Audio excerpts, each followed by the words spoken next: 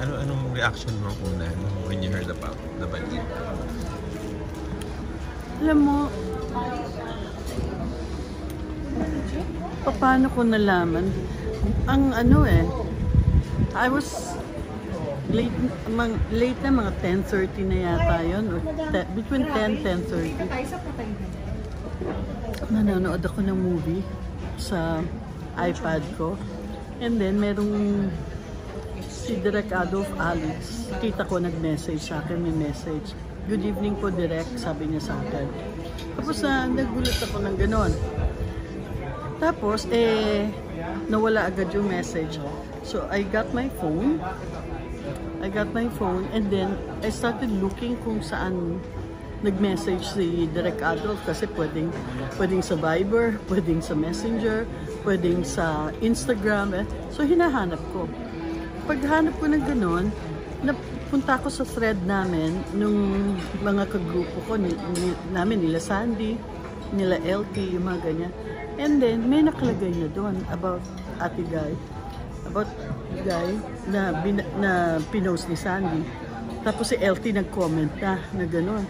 Nagulat ako. Pagkatapos dali-dali, tinext ko si Adolf. Sabi ko, Adolf, totoo ba ito? Sabi ni Adolf, ang alin po? Tungkol kay Guy. Sabi niya, opo, yun. Parang gano'n, parang isang diretso lang yun na gano'n. Mahaba lang yung kwento ko. Pero parang isang diretso gano'n. Nabigla ako kasi parang all of a sudden, kasi wala naman akong alam hindi ko nabalitaan na na-hospital siya. Kasi about 3 or 4 weeks ago, magkausap kami, nagte-textan kami sa isa't isa. Nag-text kami. About? Nag-text siya sa akin, she was asking for something. She was requesting for something. And I said, oo, kakausapin ko yung ibang tao, yung ganyan, diba?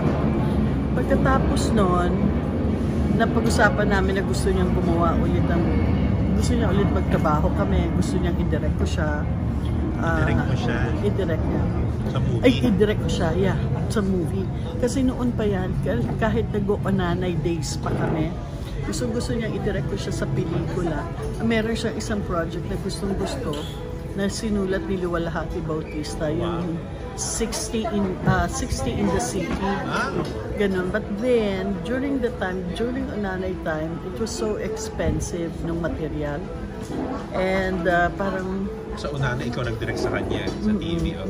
So parang hindi naman namin kaya yung ganyan. Sa movie, never mo pa siya nag-direct? Hindi pa. So, sabi niya, anong proyekto ang pwede mong natin gawin? Sabi ko, gusto mo bang balikan yung 60 in the City? Sabi niya, sige, subukan kong tawagan kasi wala na nga si Tita Luwalhati. Kinausap niya yung anak. So finally, nakausap niya yung anak. Yun yung last na text niya sa akin. Nasabi niya sa akin na Mare, sabi niya, I'm sorry, trinay ko talaga. Pero ayaw ibigay talaga sa mababang halaga. Dati, sabi niya, noon pa, tinatry ibigay sa kanya sa mababang halaga, pero wala siyang pera nung mga panahong yon. So ngayon, tumaas na. So sabi niya, hindi makuha, sabi ko. Well, Mare, sabi ko, hindi pa naman maaaring may iba pang pagkakataon, may iba pang project. Now, who knows? Yun yung last naming usap.